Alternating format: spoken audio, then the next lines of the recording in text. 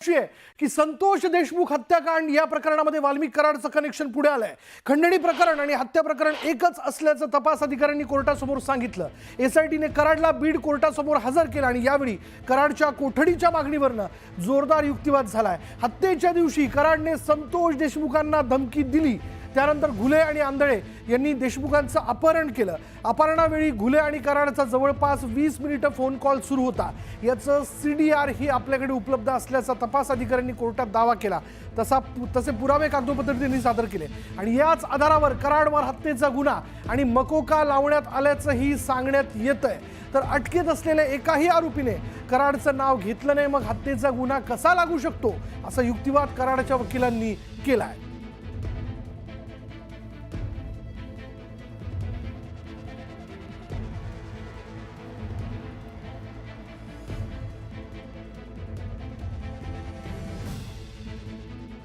तर तपास अधिकाऱ्यांनी कोर्टात काय माहिती दिली ते आपण जाणून घेऊया। ते आपण आता या क्षणाला त्यातले वेगवेगळे मुद्दे आपण जाणून घेणार आहोत। बघा काय या ठिकाणी माहिती देण्यात आली। हत्येच्या दिवशी कराडची संतोष देशमुखांना धमकी मिळाली होती। कराडने संतोष देशमुखांना धमकी दिली होती। 9 डिसेंबरला देशमुखांचं अपहरण आणि हत्या करण्यात आली। त्यानंतर बघा नेमकं पुढे काय घडतंय। त्याचबरोबर जर आपण लक्षात घेतलं तर आणखीन एक महत्त्वाचा मुद्दा जो तो मांडण्यात आला। सुदर्शन घुलेकडून देशमुखांचं अपहरण करण्यात आलं। हा सगळा घटनाक्रम आपण जाणून घेतोय। बघा त्यानंतर बघा अपहरणावेळी घुले आणि कराडचा फोन कॉल सुरू होता, तो साधारण 20 मिनिटं सुरू होता। साधारण आपण जर लक्षात घेतलं दुपारी 3:20 पासून तर 3:40 कराड आणि घुलेचा फोन कॉल म्हणजे आपापसातला कॉल जो होता तो सुरू होता। एसआयटीकडे वाल्मिक कराड आणि घुलेचे सीडीआर मिळालेले आहेत, उपलब्ध झालेले आहेत, ते त्यांनी न्यायालयासमोर ठेवले होते। शिवाय अपहरण आणि फोनवरील संभाषणाची वेळ ही एकच असल्याचं दिसून येत आहे। आणि त्याचबरोबर आपण जर पाहिलं तर अपहरणाच्या दिवशी घुलेनं कुणाकुणाला फोन केला याची सीडीआर मधनं माहिती जी आहे ती समोर येताना दिसते मंडळी। शिवाय आरोपींमध्ये काय चर्चा झाली याचा तपास आता एसआयटी मार्फत केला जाईल।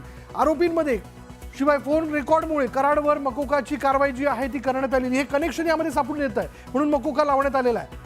कट रचून संतोष देशमुखांची हत्या करण्यात आली, हा एक संघटित गुन्हा आहे आणि संघटित गुन्ह्याच्या अंतर्गत आपण पाहिलं हा गुन्हा जो आहे तो दाखल करण्यात आला। खंडणी प्रकरणाचा हत्येशी काही संबंध आहे का हे देखील एसआयटीचे अधिकारी तपासाच्या माध्यमातून तपासून बघण्याचा प्रयत्न करतील। कृष्णा आंधळेला फरार होण्यासाठी कराडने मदत केली का हा देखील मुद्दा न्यायालयासमोर उपस्थित करण्यात आला, त्या अनुषंगाने तपास होईल। कराडच्या आदेशावरनं चाटे आणि घुलेकडून खंडणीचे प्रकार जे आहे ते यापूर्वी घडले होते का किंवा घडत होते का याचा देखील तपास जो आहे तो करण्यात येईल।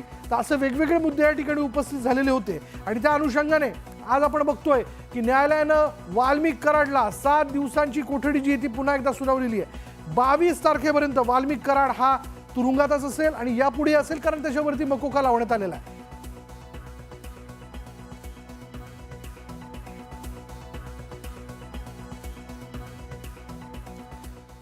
वाल्मिक कराडला आज कोर्टानं 7 दिवसांची पोलीस कोठडी जी ती सुनावली। दरम्यान कोर्टातून बाहेर निघताच वाल्मिक कराडच्या विरोधात मराठा क्रांती मोर्चाच्या कार्यकर्त्यांनी त्याला घेराव घालण्याचा प्रयत्न केला, त्याच्या वाहनाला घेराव घालण्याचा प्रयत्न केला। मराठा क्रांती मोर्चातील कार्यकर्त्यांनी कराडला फाशी झालीच पाहिजे अशी जोरदार घोषणाबाजी केली। तर दुसरीकडे कोर्टाबाहेर वाल्मिक कराड यांच्या समर्थकांनी देखील गर्दी केलेली होती। यानंतर पोलिसांनी कोर्टाबाहेर जमलेल्या आंदोलकांना पांगवण्याचा प्रयत्न केला। दरम्यान पोलीस आणि आंदोलकांमध्ये ही बाचाबाची झाली। काही काळानंतर पोलिसांनी बीड कोर्टाबाहेर जमलेल्या आंदोलकांना पांगवलं। आपण ही राड्याची दृश्य बघतो, या दृश्यांमध्ये आपण पाहू शकतो की कशा पद्धतीने हे सगळे कार्यकर्ते जमलेले होते। एकीकडे मराठा क्रांती मोर्चाचे सगळे कार्यकर्ते जमले आणि त्यांनी जोरदार घोषणाबाजी केली आणि शिवाय त्याच्यानंतर दुसरीकडे वाल्मिक कराडचे कार्यकर्ते देखील त्याच्या समर्थनार्थ संघर्ष करा वाल्मिक कराड संघर्ष करा अशा घोषणा देताना दिसत होते। दुसरा राडा काय झाला बघा, हा तिसरा राडा आपण बघूयात।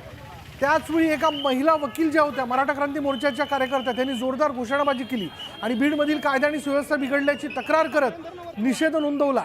यावेळी इतरही वकील त्या ठिकाणी उपस्थित होते आणि त्यांनी देखील घोषणाबाजी केली, माध्यमांशी संवाद साधला आणि यावेळी या सगळ्या कार्यकर्त्यांना पांगवण्यासाठी पोलिसांना तिथे मध्यस्थी करावी लागलेली आहे। तर अशा प्रकारे केज कोर्टाच्या बाहेर राहडा आज झाल्याचं आपल्याला बघायला मिळालं। राहडा नंबर 4 बघा काय झालं। जेव्हा सगळे कार्यकर्ते एका ठिकाणी जमा झाले त्यावेळी घोषणाबाजी करण्यात आली। वाल्मिक कराडच्या कार्यकर्त्यांनी असा दावा केला की दबावापोटी वाल्मिक अण्णांवरती गुन्हे दाखल करण्यात आलेले आहेत, हे गुन्हे पाठीमागे घेतले जावेत अशी मागणी त्यांनी केली।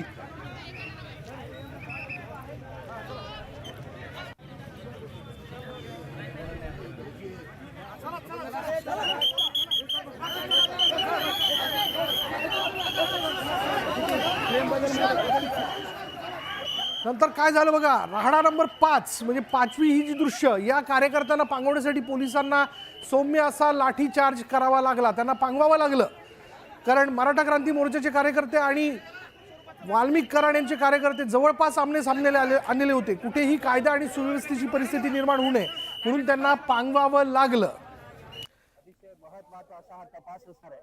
मात्र आपण जर पाहिलं तर आता 7 दिवसांची जी त्यामुळे आज सुनावण्यात आलेली आहे आणि या ज्यावेळेस वाल्मिक कराडला याच वाहनामधनं बाहेर आणलं जात होतं तेव्हा त्याच्या विरोधात मराठा क्रांती मोर्चाच्या कार्यकर्त्यांनी जोरदार घोषणाबाजी केली। दुसरीकडे वाल्मिक कराड यांच्या समर्थनार्थ देखील घोषणाबाजी होताना दिसत होती। कोर्टाच्या आवारात कुठल्याही प्रकारचा गोंधळ होऊ नये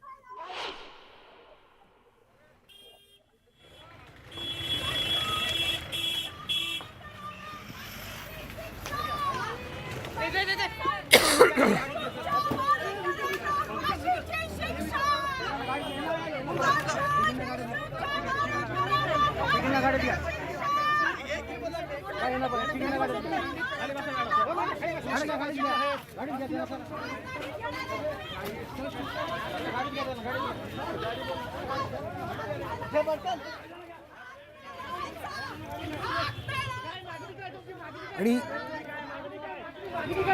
ही महिला दृश्यांमध्ये आपण घोषणाबाजी करताना बघतोय, ही महिला मराठा क्रांती मोर्चाची कार्यकर्ती देखील आहे आणि एक ॲडव्होकेट असल्याचं देखील कळत आहे। आणि तिने तिथं जोरदार घोषणाबाजी करायला सुरुवात केली। महिला पोलिसांनी तिला अडवलं आणि तिला ताब्यात घेऊन पोलीस स्टेशनला नेण्यात आलेलं आहे। पण आज 7 दिवसांची कोठडी ज्यावेळेस वाल्मिक कराडला सुनावण्यात आली, या प्रकरणाचा तपास एक एक पैलूने आता पुढे जातोय।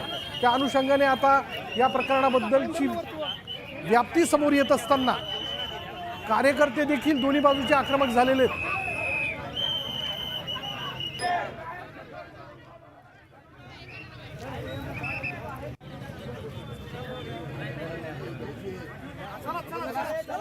अतिशय महत्त्वाचा